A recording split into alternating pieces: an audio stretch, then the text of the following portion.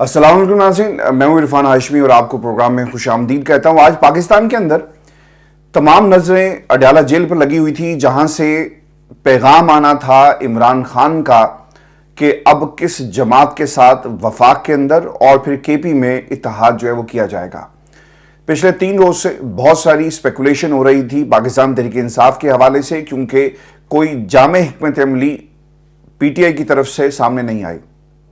आज असद कैसर और बैरिस्टर सैफ मिलकर आए इमरान खान से, और इमरान खान ने अपनी पार्टी का और तहरीक इंसाफ इस वक्त पाकिस्तान का किस किस्म का सियासी मंजरनामा देखना चाहती है, इसकी तमाम जो शक्ल है वो कौम के सामने रखी। सबसे अहम सवाल ये था कि मरकज के अंदर पाकिस्तान तहरीक इंसाफ हुकूमत बना रही है, और अगर बना रही है तो क्या उसके पास नंबर्स मौजूद हैं और किस जमात के साथ वो इत्तेहाद कर सकते हैं। व्यूअर्स, वफाक में हुकूमत बनाने के हवाले से पाकिस्तान तहरीक इंसाफ ने एक बड़ा वाज़े मैसेज दे दिया है, और मैसेज ये है कि हम अपने उम्मीदवार यानी उमर अयूब साहब को मैदान में उतार रहे हैं, और वो पाकिस्तान तहरीक इंसाफ की पार्टी के उम्मीदवार हैं। और व्यूअर्स, आपको याद रखना है कि उमर अयूब वो शख्सियत है जिसने रियासती जबर को बर्दाश्त किया। आप जनरल सेक्रेटरी हैं पाकिस्तान तहरीक इंसाफ के, इस वक्त मंजर से गायब हैं, वो आपको किसी भी टेलीविजन प्रोग्राम के अंदर नजर नहीं आएंगे। और जब भी कोर कमेटी का इजलास होता है तो ये कहां पर होते हैं ये किसी को मालूम नहीं है, और इस वक्त पुलिस को उनकी तलाश है, और 9 मई के वाकयात के हवाले से इनका नाम भी जो है वो लिया जा रहा है। अब असद कैसर जो मुलाकात करके आए, एक चीज बड़ी वाज़ेह थी, केपी हुकूमत और पाकिस्तान तहरीक इंसाफ अब अपना एहतजाज जो है वो रजिस्टर करने जा रही है। असद कैसर साहब ने इमरान खान का ये पैगाम भी रखा कि अब पाकिस्तान तहरीक इंसाफ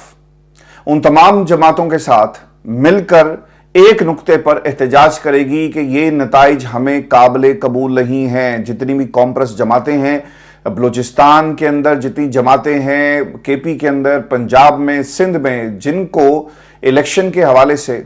तहफ़्फ़ुज़ात हैं, जिन्होंने बलूचिस्तान की शाहराहों को इस वक्त बंद करके रखा हुआ है, सूबों के जो राब्ते हैं इस वक्त मुनक़ता हो चुके हैं, और सिंध के अंदर पीर पगाड़ा और इसके साथ साथ जमात इस्लामी भी एहतजाज कर रही है। और सबसे जो अहम नुक्ता, और शायद पाकिस्तान की आवाम के लिए ये हैरानकुन भी हो, और वो था कि जमीयत उलमा इस्लाम फजलुर रहमान ग्रुप के साथ मुज़ाकरात के लिए भी मैंडेट असद कैसर साहब को दे दिया गया है। अब इससे पहले कि पाकिस्तान जो झूठ की दुकान है और उन्होंने पीटीआई और पीपल्स पार्टी के दरमियान राब्तों और हुकूमत बनाने के हवाले से जो अफवाहें चलाई उसके ऊपर तज्ज़िये भी किए, मैं उस पर भी तफसील से बात करूंगा। लेकिन जो पहली चीज़ है कि ये जो कॉपरेशन किया जाएगा और एक दूसरे की तरफ जो हाथ बढ़ाया गया है उसकी नौयत क्या है,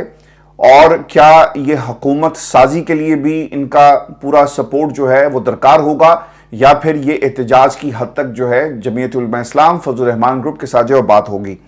आपको मैं एक बात बता दूं कि फजलुर रहमान साहब ने जो रात इंटरव्यूज दिए उसके अंदर ना सिर्फ उन्होंने पाकिस्तान की इस्टेब्लिशमेंट को आड़े हाथों लिया, उनको आईना दिखाने की कोशिश की। इलेक्शंस कितने रिग्ड थे, किस तरह रिग्ड किए गए, पैसा चला, और इक्तदार की जंग के अंदर लाडले को किस तरह कुर्सी पर बिठाया गया, ये तमाम बातें फजलुर रहमान हमें करते हुए नजर आए। ऐसा लग रहा था कि इंसान जब भर जाता है ना कि आपसे वादे कुछ और किए गए हों और नताइज कुछ और आए कि हम आपको जितवाएंगे और देखें हम आपको सदर भी बनवाएंगे, जब ये तमाम बातें पूरी नहीं होती ना तो फिर इंसान भर कर फट पड़ता है। और फजलुर रहमान साहब की एक हारे हुए लश्कर के कमांडर की तरह की एक तकरीर थी, और वो फट पड़े और उन्होंने बंदूक यानी उनकी जमात में बंदूक उठाने की बात भी की गई। आज हमने कराची के अंदर एहतजाज देखा, और जमीयत उलमा इस्लाम पाकिस्तान फजलुर रहमान ग्रुप जो है वो इस वक्त सड़कों पर मौजूद है, और ये सिंध हुकूमत के लिए एक बहुत बड़ा चैलेंज होगा आने वाले दिनों के अंदर अगर इसी तरह कराची में एहतजाज की सियासत जो है वो जारी रखी गई। हमें ऐसा लगता है कि हुकूमतें चाहे वो पंजाब के अंदर हो, चाहे सिंध में, बलूचिस्तान में, और खैर केपी में एहतजाज हो तो हुकूमत खुद मिलकर ये एहतजाज करेगी यानी फैसिलिटेट करेगी। वहां पर शायद मसाइल ना हो, लेकिन जहां जहां भी जो सियासी जमात हुकूमत बनाने जा रही है उसके लिए अब ये एक बहुत बड़ा चैलेंज होगा। व्यूअर्स, मैं आपको एक बात ये भी बता दूं कि असद कैसर साहब से ये सवाल किया गया कि आप इस्टेब्लिशमेंट के बहुत करीब समझे जाते हैं, आपने परवेज खटक के साथ बैठकर तकरीर भी की,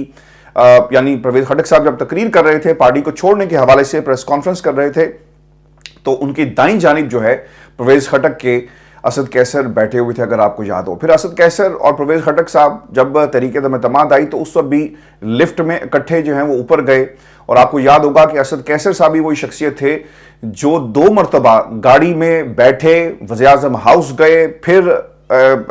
اسمبلی کے دروازے پر پہنچتے ہیں اور پھر دوبارہ انہیں بلا لیا جاتا ہے. تو اسد کیسر صاحب کا عمران خان کی حکومت جانے میں، اور جو اس وقت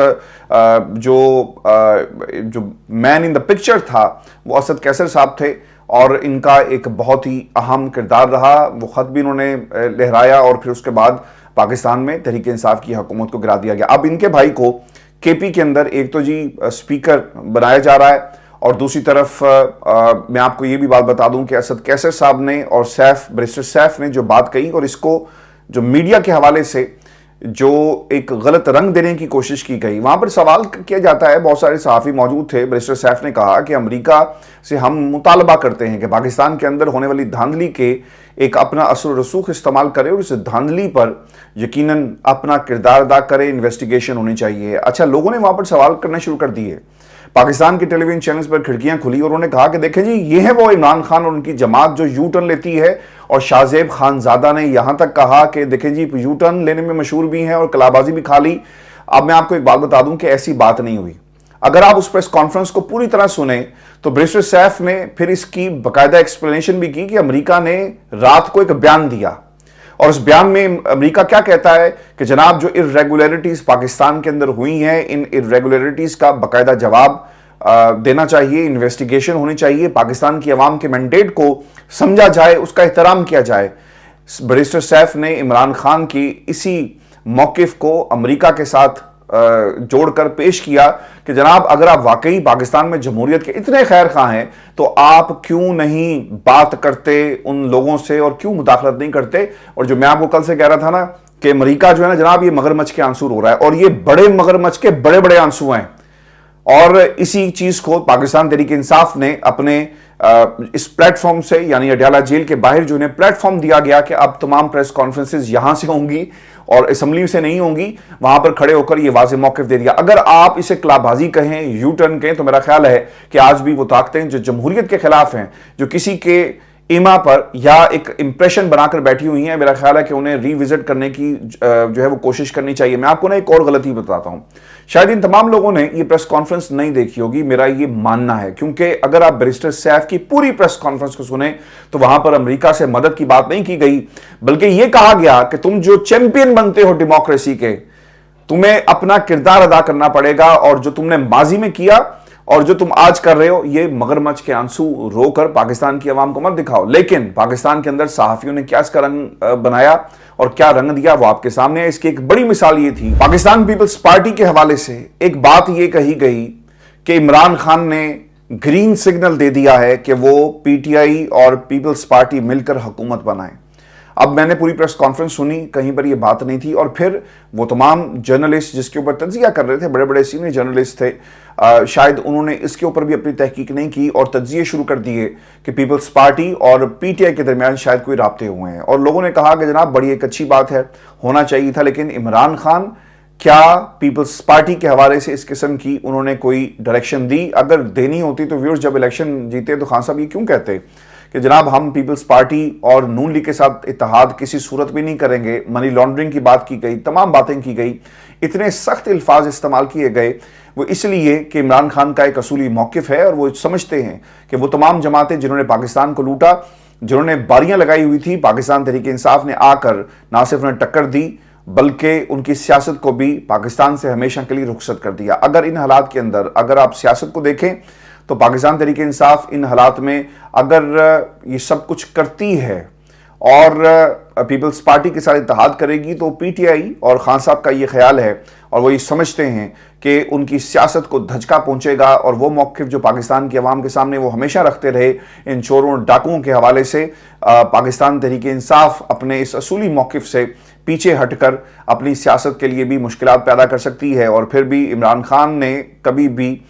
جو سیاست نہیں کی، عمران خان نے ہمیشہ پاکستان کی عوام اور پاکستان کی بھلائی کی بات کی. اس کے پیچھے ایک اصولی موقف ہے جو پاکستان تحریک انصاف، جسے عوام کو بھی اس کو رسپیکٹ جو دینی چاہیے. اور obviously ہم تھوڑا سا ڈیفرنٹ سوچتے ہیں، اور میں ہمیشہ سے یہ کہتا رہا کہ جناب آپ کیوں نہیں سیاست کا جواب جو ہے وہ سیاست سے دیتے, اور اگر خان صاحب سیاست کا جواب سیاست سے دینا تو جسٹ امیجن کریں کہ کومبو کیا بنے گا, پاکستان کی عوام کی سپورٹ عمران خان کے لیے, اور پھر دوسری طرف سے پاکستان میں سیاست جب خان صاحب کریں گے تو زرداری کو تو صرف سیاست کرنا آتی ہے نا, اگر اس کے ساتھ مقبولیت ہوتی تو وہ پاکستان کے اندر ہر حکومت بنا رہا ہوتا, لیکن سیاست خان صاحب نے کبھی نہیں کی, اس قوم کا سوچا, پاکستان کے حالات کا سوچا, اور اسی لیے آج وہ سزا جو ہے جیل میں کاٹ رہے ہیں, کیونکہ وہ سیاست نہیں کرتے, وہ ایک سیاستدان نہیں بلکہ وہ ایک لیڈر ہیں, اور ہم نے ان کی سٹیٹمنٹ سے اور ان کے اس فیصلے جو اس وقت وہ کر رہے ہیں اس سے یہ بہت واضح چیز جو ہے وہ اس وقت قوم کے سامنے ہے. ویورز, میں آپ کو ایک بات یہ بتا دوں کہ ایک خبر اور بھی چلی ہے, یعنی یہ جو جھوٹ کی دکان کھلی, اور اس جھوٹ کی دکان کے اندر باقاعدہ طور پر یہ کہا گیا کہ کے پی میں پاکستان تحریک انصاف پارلیمنٹیرینز کے ساتھ مل کر حکومت جو ہے وہ بنانے جا رہی ہے. اچھا, مجھے اس خبر کے حوالے سے میں نے 2-3 لوگوں سے بات کی ہے, اور میں نے ان سے پوچھا کہ یار آپ لوگوں کو کیا ضرورت پڑی ہے کہ پیپلز پارٹی کے ساتھ آپ اتحاد کریں, تو چلیں کسی حد تک میں بھی یہ سمجھتا ہوں کہ خان صاحب کو سیاست کرنی چاہیے, لیکن یہ مجھے بات ہضم نہیں ہوتی کہ وہ جماعت جس نے عمران خان کو فرعون تک کہہ دیا اور یہاں تک کہا کہ وہ تکبر میں ڈوبا ہوا تھا اور ہماری حکومت بنے گی, پرویز خٹک نے کیا کیا کچھ نہیں کیا عمران خان کے ساتھ, یعنی نواز شریف کے ساتھ میں یہ سمجھتا ہوں کہ بات ہو سکتی ہے, لیکن پرویز خٹک جس نے جماعت کے اندر رہتے ہوئے عمران خان کو اتنا برا کہا کہ آپ نے اسے فرعون کے ساتھ جو ہے وہ کمپیئر کرنا شروع کر دیا. خدا کے لیے یہ کام مت کریں, اور اگر ایسی کوئی بات ہے تو فوری طور پہ اس کا ریئیکشن جو ہے جس طرح آپ نے پیپلز پارٹی کے حوالے سے بیرسٹر سیف نے ریئیکشن دیا اس پر بھی دینا چاہیے, اور دوسری طرف سے جو ان کے ترجمان صاحب تھے وہ میدان میں, اور انہوں نے کہا کہ جناب دیکھیں نا اس کے اوپر ابھی کوئی بات نہیں ہوئی, اور پھر دیکھیں گے کہ اگر بات ہوتی ہے تو آپ کو ضرورت کیا پڑی ہے, آپ کے پاس نمبرز پورے ہیں, جائیں دھڑلے سے حکومت بنائیں, اور آپ کو اگر کسی پارٹی میں شامل ہونے اور آزاد امیدواروں کا مسئلہ ہے وہ بھی مسئلہ آپ کا قمر دلشاد صاحب نے حل کر دیا, اور وہ یہ کہتے ہیں کہ پاکستان تحریک انصاف اگر مخصوص نشستوں کے حوالے سے الیکشن کمیشن آف پاکستان سے درخواست کرے تو اس کا حل بھی نکالا جا سکتا ہے. ماضی کی مثالیں انہوں نے دی جب تحریک انصاف کے پاس یعنی ماضی میں کچھ ایسے ریفرنسز بھی انہوں نے کوٹ کیے کہ جب نہیں تھی تو پھر انہوں نے اس کی باقاعدہ طور پر الیکشن کمیشن نے اس کا راستہ بھی نکالا. ویورز, مسئلہ یہ ہے کہ یہ یقیناً ایک ایسا راستہ ہے جس میں حقیقت نہیں ہے, اور لوگ پیچھے بیٹھ کر میڈیا کو استعمال کر رہے ہیں اور ایسی افواہیں جو ہیں اس وقت پاکستان کے اندر گردش کر رہی ہیں. میں ابھی پروگرام جب کر رہا تھا اور پاکستان تحریک انصاف اور جس طرح سے اسد کیسر کو عزت ملی, جس طرح سے بیرسٹر سیف کو عزت ملی, جس طرح سے شاندانہ گلزار کو پاکستان کی قوم نے عزت دی, جس طرح سے وہ تمام خواتین جو کے پی سے کھڑی ہوئی اور وہاں پر انہیں عزت ملی, اور ان لوگوں کو عزت ملی جو حق اور سچ کے ساتھ کھڑے تھے, جو right side of the history کھڑے تھے, آج جو لوگ چھوڑ کر چلے گئے وہ سوچتے تو ہوں گے کہ یار یہ ہم نے کتنی بڑی غلطی کی. میں آج اس پروگرام کے اندر میں یہ سمجھتا ہوں کہ ہمیں جو فواد چودھری صاحب ہیں انہیں بینیفٹ آف ڈاؤٹ اس لیے دینا چاہیے کہ انہیں زبردستی جو ہے وہاں پر بٹھایا گیا, ان کے باڈی جو جیسچرز تھے وہ چیخ چیخ کر بتا رہے تھے کہ میں یہاں پر بیٹھا نہیں, مجھے بٹھایا گیا, وہ منہ چھپاتے رہے, اور پھر اگر وہ کسی اتحاد کے ساتھ جاتے یا کچھ ہونا ہوتا تو ویورز آپ کے سامنے یہ بہت بڑی حقیقت ہے کہ فواد چودھری صاحب نے کسی پارٹی کو جوائن نہیں کیا, اور نہ ہی انہوں نے عمران خان کے خلاف کوئی بیان جو ہے وہ جاری کیا. فاروق حبیب نے جاری کیا, وہ تمام لوگ جو عمران خان کے سپورٹرز تھے, اور جس طرح سے اسد عمر اور باقی لوگ جو تھے وہ کہاں گئے؟ آج وہ سوچتے تو ضرور ہوں گے کہ دیکھو عمران خان آج مقدر کا اور سیاست کا سکندر اور بادشاہ ہے, اور ہمیں جو ہے اب اس سلطنت کے اندر جو ہے وہ داخل ہونے کی بھی اجازت نہیں ہے, اور ہمیں سیاست سے بدر کر دیا گیا اور ہمیشہ کے لیے. تو آج وہ سوچتے تو ضرور ہوں گے. میں آپ کو 2 خوشخبریاں بھی دے دیتا ہوں, اور یہ خوشخبریاں پاکستان کے سیاسی منظرنامے پر ان کی اہمیت بہت زیادہ ہے, اور علامتی طور پر اس لیے ان کی اہمیت ہے کیونکہ اب نواز شریف صاحب کہاں پر کھڑے ہیں اس خبر میں آپ کو پتہ چل جائے گا. نواز شریف صاحب نے ایک درخواست دی NA-15 مانسیرا سے, اور انہوں نے اپنی انتخابی نشست جو تھی اس حوالے سے نتائج کو چیلنج کیا تھا, یعنی کہا تھا چیف الیکشن کمشنر صاحب کو کہ جناب آپ ان نتائج پر نظر ثانی کریں, اور ہمارے تحفظات ہیں, برف پڑ رہی تھی, نتائج لیٹ سے آئے, لیکن ہمیں جو ہے آپ نے کیوں یہ جو ہرا دیا، یہ ان کا موقف ہے۔ اب وہ کیا کہتے ہیں چیف الیکشن کمشنر جی سکندر سلطان کی سربراہی میں 2 رکنی ممبر بینچ تھا جس نے NA-15 مانسہرہ میں میاں نواز شریف کی انتخابی عذرداری پر سماعت کی، اور تاہم نواز شریف کے وکیل سماعت میں پیش نہیں ہوئے۔ ریٹرننگ افسر NA-15 مانسہرہ نے اپنی رپورٹ الیکشن کمیشن میں جمع کروا دی، جس میں کہا گیا کہ حلقے کا نتیجہ فارم 45 کے مطابق مرتب کیا گیا، اور الیکشن کمیشن نے نواز شریف کی انتخابی عذرداری مسترد کر دی، جس میں کامیاب امیدوار کا نوٹیفیکیشن روکنے کی استدعا کی گئی تھی۔ انتہائی اہم جملہ اور انتہائی اہم رپورٹ الیکشن کمیشن کو موصول ہو گئی، جس میں فارم 45 کا ذکر کیا گیا ہے۔ ویورز یاد رکھیے گا، فارم 45 وہی ہے جس پہ پاکستان تحریک انصاف اس وقت الیکشن کمیشن کے در پر کھڑی ہے، اور یہ سوال اٹھایا جا رہا ہے کہ فارم 45 میں آپ نے جو پولنگ اسٹیشنز کے نتائج تھے اس کے مطابق فارم 47 کے اندر نتائج مرتب نہیں کیے گئے۔ وہ تمام دوست جنہیں فارم 45 نہیں پتا، میں آپ کو بتا دیتا ہوں کہ مثال کے طور پر ایک حلقے میں 100 پولنگ اسٹیشنز ہیں، اور ان 100 پولنگ اسٹیشنز کے جو انڈیویجولی ریزلٹس ہوتے ہیں وہ ان فارمز کے اوپر درج ہوتے ہیں، اور پھر ان کو اکٹھا کر کے ایک رپورٹ جو ہے وہ مرتب کی جاتی ہے جسے فارم 47 کہا جاتا ہے، جس میں کل ووٹوں کی تعداد اور کس پولنگ اسٹیشن سے کتنے ملے ان کو جمع کر کے ایک نمبر جو ہے اسے ترتیب جو ہے وہ دیا جاتا ہے۔ ویورز یہ خبر یقیناً جاتی عمرہ پہ بجلی بن کے گری ہوگی۔ فضل الرحمان کی وہ بات کہ ڈاڈلے کو جتوایا گیا اور اسے دکھایا گیا کہ جناب آپ کتنی جیتے اور آپ کو کتنی جتوائی گئی، اس بات کے اوپر آج کے اس فیصلے نے مہر لگا دی کہ نواز شریف مانسہرہ کی سیٹ ہار گئے، اور جو ان کے تحفظات تھے وہ بالکل غلط تھے، اور پاکستان کی یہ عوام کا فیصلہ ہے۔ پاکستان